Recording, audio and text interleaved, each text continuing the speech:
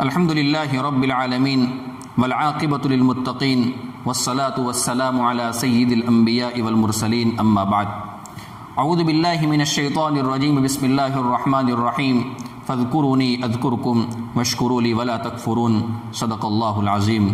اللہ رب العزت ارشاد فرماتے ہیں فاذکرونی اذکرکم، تم مجھے یاد کرو میں تمہیں یاد کروں گا، تم مجھے فرش پہ یاد کرو میں تمہیں عرش پہ یاد کروں گا۔ اس لیے حدیث پاک میں آتا ہے، اس کا خلاصہ یہ ہے، حدیث قدسی ہے، اللہ رب العزت ارشاد فرماتے ہیں اگر میرا بندہ مجھے اپنے دل میں یاد کرتا ہے تو میں بھی اس بندے کو اپنے دل میں یاد کرتا ہوں۔ اب ہم ذرا سوچیں کہ آدمی اپنے محبوب کا تصور کر کے کتنا خوش ہوتا ہے کہ جب میں اس سے یاد کروں تو میرا محبوب بھی مجھے یاد کر رہا ہے۔ اگر دنیا میں کسی سے تعلق ہو تو ہم پوچھتے ہیں کہ آپ نے کبھی ہمیں یاد کیا ہے یا نہیں؟ ارے بھائی، دنیا کے اندر لوگوں سے پوچھنا پڑتا ہے کہ کبھی آپ نے ہمیں یاد کیا ہے یا نہیں، لیکن ہمارا اللہ، ہمارا رب اتنا پیارا ہے، اتنا رحیم ہے، اتنا کریم ہے کہ اس نے اپنے بندوں کو بتلا دیا اگر تم مجھے اپنے دل میں یاد کرو گے، اگر تم مجھے اپنے دل میں یاد کرو گے تو میں بھی تمہیں اپنے دل میں یاد کروں گا۔ اللہ رب العزت ارشاد فرماتے ہیں، حدیث قدسی کا خلاصہ ہے، اگر میرا بندہ مجلس میں بیٹھ کر مجھے یاد کرتا ہے تو میں اس سے بہتر فرشتوں کی مجلس کے اندر بیٹھ کر اسے میں یاد کرتا ہوں۔ اللہ رب العزت ارشاد فرماتے ہیں اگر میرا بندہ میری طرف چل کر آتا ہے تو میری رحمت اس کی طرف دوڑ کر جاتی ہے۔ فاذکرونی اذکرکم، ان دو لفظوں کو ہمیں اچھی طریقے سے سمجھنے کی ضرورت ہے کہ جب ہم اللہ تبارک و تعالیٰ کو یاد کرتے ہیں تو اللہ تبارک و تعالیٰ ہمیں یاد کرتا ہے۔ ہماری حالت کیا ہے؟ ہماری یہ حالت ہے کہ ہمیں اگر تھوڑی سی تنگی آ جاتی ہے، تھوڑی سی پریشانی آ جاتی ہے، اس وقت ہم اللہ تبارک و تعالیٰ کو شکوے کرنا شروع کر دیتے ہیں۔ ایک بزرگ فرمایا کرتے تھے کہ اللہ رب العزت نے مجھے الہام میں فرمایا میرے ان بندوں سے کہہ دو اگر ان کو رزق میں ذرا تنگی آتی ہے تو یہ فوراً اپنے دوستوں کی محفل میں بیٹھ کر میرے شکوے کرنا شروع کر دیتے ہیں، اور تمہارے نامہ اعمال روزانہ گناہوں سے بھرے ہوئے میرے پاس آتے ہیں، لیکن میں فرشتوں میں بیٹھ کر تمہارے شکوے نہیں کرتا ہوں۔ فاذکرونی اذکرکم کا ایک مفہوم یہ بھی بنتا ہے اگر تم میری اطاعت کرو گے تو میں مخلوق کو تمہاری اطاعت کا حکم دوں گا۔ واقعی ایسا ہوتا ہے۔ تابعین میں سے ایک بزرگ فرمایا کرتے تھے کہ میں نے جب بھی اللہ رب العزت کے حکموں کی نافرمانی کی ہے تو میں نے اس کا فوراً اثر اپنی بیوی میں دیکھا ہے، اپنے بچوں میں دیکھا ہے، اپنے ماتحتوں میں دیکھا ہے، یا تو میں نے اپنی سواری کے جانور میں دیکھا ہے۔ یعنی میں نے جب بھی اللہ رب العزت کی نافرمانی کی ہے تو میرے ماتحتوں نے اور میرے نیچے رہنے والے لوگوں نے میری نافرمانی کی ہے۔ گویا اللہ تبارک و تعالیٰ نے فرما دیا کہ تم میرے مطیع بن جاؤ، تم میرے فرما بردار بن جاؤ، تم میری باتیں ماننے والے بن جاؤ، میں اپنی مخلوق کو تمہارا مطیع، تمہارا فرما بردار اور تمہاری باتیں ماننے والا بنا دوں گا۔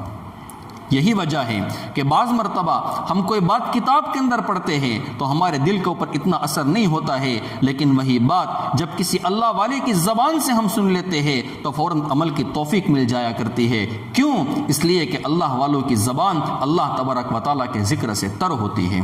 میں اس سلسلے میں آپ کی خدمت میں قرآن کریم کی چند ایک آیات پیش کرتا ہوں کہ اللہ رب العزت قرآن کریم میں اپنے ذکر کرنے والوں کو اور اللہ تبارک و تعالیٰ کو یاد کرنے والوں کو کن الفاظ میں بیان کرتے ہیں، اور اللہ تبارک و تعالیٰ کے یاد کرنے والے، اللہ تبارک و تعالیٰ کو یاد کرنے والے کیا دعائیں کرتے ہیں، کیا خوبصورت انداز میں اللہ تبارک و تعالیٰ نے ان دعاؤں کو قرآن کریم میں ذکر کیا ہے۔ اللہ رب العزت ارشاد فرماتے ہیں ان فی خلق السماوات والارض واختلاف اللیل والنہار لآیات لأولی الالباب، بے شک آسمانوں اور زمینوں کی تخلیق میں، رات دن کے باری باری آنے اور جانے میں ان عقل والوں کے لیے بڑی بڑی نشانیاں ہیں۔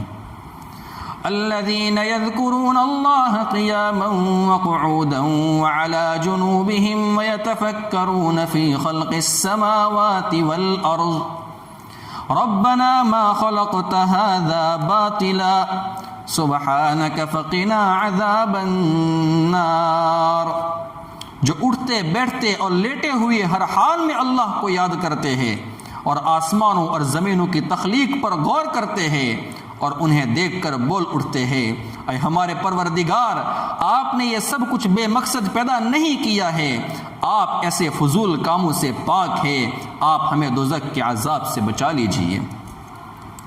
ربنا انك من تدخل النار فقد اخزيته وما للظالمين من انصار۔ اے ہمارے رب، آپ جس کسی کو دوزخ میں داخل کر دے اسے آپ نے یقیناً رسوا ہی کر دیا، اور ظالموں کو کسی قسم کے مددگار نصیب نہیں ہوں گے۔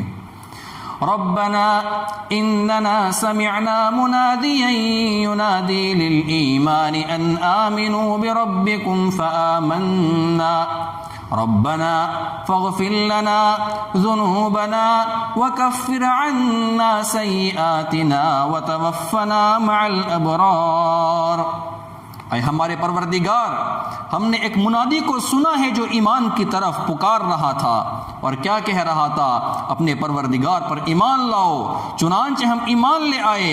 اے ہمارے رب، ہمارے پروردگار، ہماری خاطر ہمارے گناہوں کو بخش دیجئے، ہماری برائیوں کو ہم سے مٹا دیجئے، اور ہمیں نیک لوگوں میں شامل کر کے اپنے پاس بلا لیجئے۔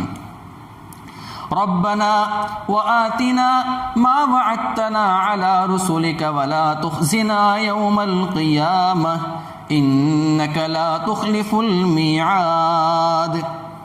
اے ہمارے پروردگار، ہمیں وہ کچھ بھی عطا فرمائیے جس کا وعدہ آپ نے اپنے پیغمبروں کے ذریعے سے ہم سے کیا ہے، اور ہمیں قیامت کے دن رسوا نہ کیجیے، یقیناً آپ اپنے وعدے کی کبھی خلاف ورزی نہیں کیا کرتے۔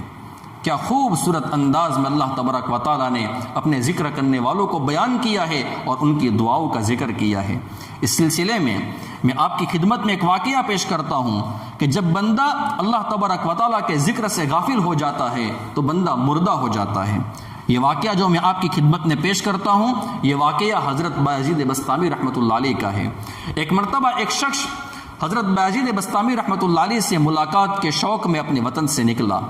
سفر کرتا ہوا ایک راستے میں ایک جگہ درخت کے سائے میں آرام کرنے کے لیے لیٹا تو دیکھا کہ دو چڑیاں آپس میں بات کر رہی تھی، اور یہ شخص چڑیوں کی بولی کو جانتا تھا۔